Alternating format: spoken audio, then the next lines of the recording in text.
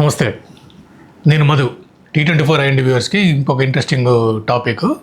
అదేంటంటే తెలంగాణ ప్రభుత్వం మనకి ఇప్పుడు జియో 49 అని చెప్పి ఒక జియోని రిలీజ్ చేసినట్టే ఆల్మోస్ట్ స్టేజ్లో ఉందన్నట్టు. ఇదేంటంటే నేషనల్ టైగర్ కన్జర్వేషన్ జోన్స్ అని చెప్పేసి అని మనకి టైగర్ ప్రొటెక్షన్ అంటే పెద్ద పులుల సంరక్షణ చేసేటువంటి వాటిలలో ఈ టైగర్స్ని సంరక్షించేందుకు tiger protection zones, conservation zones అని చెప్పి ఉంటాయి అన్నట్టు. ల్యాండ్ అంటే అడవిలో కొంత ప్రాంతాన్ని ఈ టైగర్స్ ఎట్లా ఉంటాయంటే పెద్ద పులి వాటి ఎక్కడైతే తిరుగుతుంటే వాటి టెరిటరీ మార్క్ చేసుకుంటాయి అన్నట్టు. ఆ ప్రాంతంలో మాత్రమే తిరుగుతూ ఉంటాయి అన్నట్టు. సో ఒక రెండు పెద్ద పులు ఉంటే ఒక ఏరియాని ఒకటి మార్క్ చేసుకుంటే ఇంకొక ఏరియాని ఇంకో మార్క్ చేసుకుంటే దీని ఫ్యామిలీ దీని సెటప్ అంతా ఈ ఏరియాలో ఉంటాయి. ఒకదానికి క్లాష్ లేకుండా చేసుకుంటాం. మన ఎట్లా మన ఇల్లు నాది, నీ ఇల్లు నీది అన్న టైప్ ఎట్లుంటామో అట్లా యానిమల్స్ కూడా వాటికి సంబంధించిన టెరిటరీని మార్క్ చేసుకుంటాయి అన్నట్టు. సో వీటి పులుల సంరక్షణ, పులుల అభివృద్ధి కార్యక్రమం కోసం మనం గత రెండు దశాబ్ద కాలం నుంచి భారతీయ ప్రభుత్వము, తర్వాత అటవీ సంరక్షణ మినిస్ట్రీ నుంచి మనకి చాలా అమౌంట్ స్పెండ్ చేస్తూ ఉన్నారు, ఖర్చు పెడతా ఉన్నారు, చేస్తూ ఉన్నారు. దాని ప్రతిఫలంగా ఏమైందంటే మనకి డిక్లైన్ అంటే తగ్గిపోతున్నటువంటి పులుల సంఖ్య భారతదేశంలో పెరుగుతూ వస్తూ ఉందన్నట్టు. సో ఇది ఒక సక్సెస్ఫుల్ ప్రాజెక్ట్ కింద ప్రపంచవ్యాప్తంగా మనకు గుర్తింపు వచ్చింది. అయితే ఇప్పుడు తెలంగాణలో వచ్చిన జియో 49 ఏంట్రా అంటే మనకి మహారాష్ట్రలో ఉన్నటువంటి తడోబా టైగర్ రిజర్వ్ రీజియను, తర్వాత మనకి తెలంగాణ ప్రాంతంలో ఉన్నట్టు కవ్వాల్ టైగర్ రిజర్వ్ జోను, ఈ రెండింటి కలుపుతూ మధ్యలో కొమరంభీం టైగర్ కన్జర్వేషన్ జోన్ అని చెప్పేసి ఒక జోన్ క్రియేట్ చేశారు అన్నట్టు. అంటే ఆల్రెడీ ఎగ్జిస్టింగ్ తడోబా రీజియన్ ఒకటి ఉంది, తర్వాత ఇటు పక్కన ఆల్రెడీ కవ్వాల్ రీజియన్ ఒకటి ఉంది. మధ్యలో మళ్ళీ కన్జర్వ్ చేసుకోవడం కోసము కొంత ఏరియాని డిమార్కెట్ చేసుకోవడం చేసింది అన్నట్టు. ఇది కూడా టైగర్ కన్జర్వేషన్ జోన్ కింద పెట్టారు అన్నట్టు. అంటే ఈ పుళ్ళు అటు నుంచి ఇటు తిరగడందుకు వీటికి ఉన్నప్పుడు వాటికి స్వేచ్ఛగా తిరగడానికి ఉండేటువంటి ప్రాంతం కింద వీటి డిమార్కెట్ చేసుకొని చెప్పడం జరిగింది. ఇక్కడ ఏంట్రా సమస్య అనేసి అంటే ఈ కన్జర్వేషన్ జోన్కి ఏదైతే ఏరియా పెట్టించారో, డిమార్కెటేషన్ చేసుకున్నారో ఫారెస్ట్ డిపార్ట్మెంట్ వాళ్ళు జియో 49 ద్వారా, దీంట్లో సుమారుగా ఒక 300 నుంచి 340 గ్రామాలు subject correction tribal villages, hamlets ఉన్నాయి అన్నట్టు. అంటే ఆల్రెడీ ఎగ్జిస్టింగ్ ఉన్నటువంటి షెడ్యూల్ తెగల వాళ్ళు, ఆల్రెడీ అడవిలో ఉండేటువంటి తెగలు, చిన్న చిన్న గూడెల వాళ్ళు ఎవరైతే ఉన్నారో అక్కడ ఉంటారు. ఈ ఆదివాసీ నివాస ప్రాంతాలతో పాటు వాళ్ళు ఏం చేస్తుంటారంటే అక్కడ కొంత వ్యవసాయం చేసుకుంటూ ఉంటారు. పోడు భూములు అంటాం కదా మనము, ఆ పోడు భూమి వ్యవసాయం చేస్తూ ఉంటారు. ఇప్పుడు వీళ్ళు ఏమంటారంటే ఇవి మా తరతరాల నుంచి వస్తున్న పోడు భూములు, తరతరాల నుంచి వస్తున్న గ్రామాలు మాయి, అడవిలో మేము ఉంటున్నాము.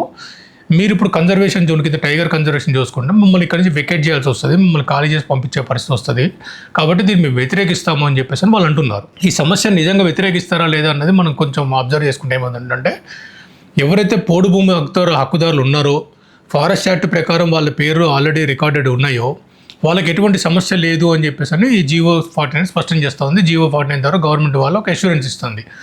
ఎవరైతే కొత్తగా పోడు ట్రై చేస్తూ ఉంటారో, లేదా కొత్తగా భూమిని అడవిని నరికేసుకొని పోడు చేసుకుందామని ట్రై చేసే వాళ్ళు ఉంటారో వాళ్ళకి మాత్రం ఇది ఇబ్బందికరమైన పరిస్థితి ఉంటుంది. అయితే ఇది కొంచెం సున్నితమైనటువంటి సమస్య. ఒకటి, మనకు అంతరించిపోతున్న పులుల జాతిని సంరక్షించాల్సిన బాధ్యత ప్రతి పౌరుడి మీద ఉంది, ప్రభుత్వాల మీద ఉంది, ఫారెస్ట్ డిపార్ట్మెంట్ మీద, ఎస్పెషల్లీ ఫారెస్ట్ డిపార్ట్మెంట్ చాలా ఎక్కువ ఉంటుంది. ఇది దేశంకు ఉన్న బాధ్యత. అట్లనే ఎవరైతే ఆదివాసులు, అడవిని నమ్ముకొని బతికే ఆదివాసులు ఉంటారో వాళ్ళకు ఉన్నటువంటి ఆదివాసీ చట్టాల పరంగా కానివ్వండి, లేకపోతే వాళ్ళకు ఉన్నటువంటి హక్కు వాళ్ళు, ఎందుకంటే ఆదివాసులు అంటే వాళ్ళు అడవులలో ఉండి అడవిలో పెరిగి ఉంటారు కాబట్టి ఆ ఆదివాసీ తెగలకి, ఆదివాసీ జాతులు ఎవరైతే ఉన్నారో వాళ్ళకి కావాల్సిన సంరక్షణ, వాళ్ళు చేసుకునే పోడు వ్యవసాయం, వాళ్ళు అడవి మీద డిపెండ్ అయ్యే బతికే జీవితాలు వాళ్ళవి. సో వాళ్ళని కాపాడాల్సిన బాధ్యత కూడా ప్రభుత్వాల మీద ఉంటుంది.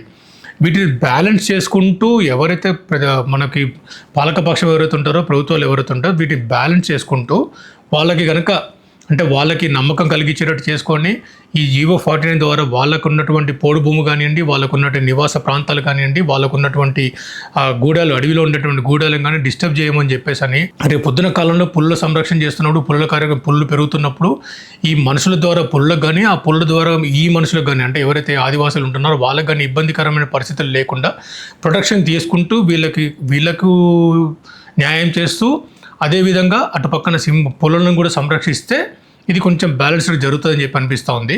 దీని గురించి ప్రభుత్వ పరంగా జియో 49కి సంబంధించినటువంటి ఇంకా కొంచెం క్లారిటీ రావాలి. తర్వాత MOF అండ్ CC అంటే సెంట్రల్ గవర్నమెంట్ నుంచి కూడా కొంచెం అష్యూరెన్స్ ఇస్తే ఈ ట్రైబల్స్ ఎవరైతే ఆందోళన చెందుతున్నారో, ఆదివాసులు ఎవరైతే వాళ్ళు బయటకు వస్తూ ఉన్నారో, వాళ్ళు రోడ్డు మీదకి వచ్చి గొడవ చేస్తున్నారో వాళ్ళ కొంచెము మనసుకి కొంచెం ప్రశాంతత వస్తుంది.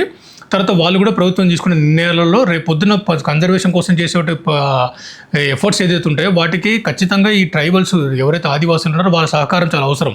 ఎందుకంటే అడవిలో ఉండేది వాళ్ళు, అడవిలో ఉండేటువంటి వన్యప్రాణులను కానివ్వండి, అడవిలో ఉండేటువంటి పక్షులను కానీ, అడవిలో ఉండేటువంటి దుంపలను కానీ, అడవిలో ఉండేటువంటి రకరకాల విషయాలని గమనించి ఫారెస్ట్ డిపార్ట్మెంట్ వాళ్ళు కానివ్వండి, బయట ప్రపంచం చెప్పేది ఆదివాసీలు ఎక్కువ. ఎందుకంటే వాళ్ళు ప్రకృతితో మమేకం అయిపోయి ఉంటుంటారు. సో వాళ్ళ సహకారం ఉంటేనే ఈ కన్జర్వేషన్ ఎఫర్ట్స్ అనేది ఇంపాక్ట్ బాగా ఎక్కువ ఉంటుంది. సో ప్రభుత్వాలు ఈ పరంగా ఆలోచించి వాళ్ళకి ధైర్యం ఇస్తూనే కన్జర్వేషన్ ప్రాజెక్ట్స్ని ముందుకు తీసుకుపోవాలని చెప్పేసి ఆశిస్తూ ఉన్నాం. ఇంకోసారి ఇంకో టాపిక్తోనే మళ్ళీ మీ ముందుకు వస్తాను. ఈ కంటెంట్ గురించి మీకు నచ్చినట్టయితే ప్లీజ్ లైక్ చేయండి, షేర్ చేయండి అండ్ సబ్స్క్రైబ్ కూడా చేసుకోండి. ఇంకో కాంటెంట్తో మళ్ళీ ముందుకు వస్తాం. Thank you.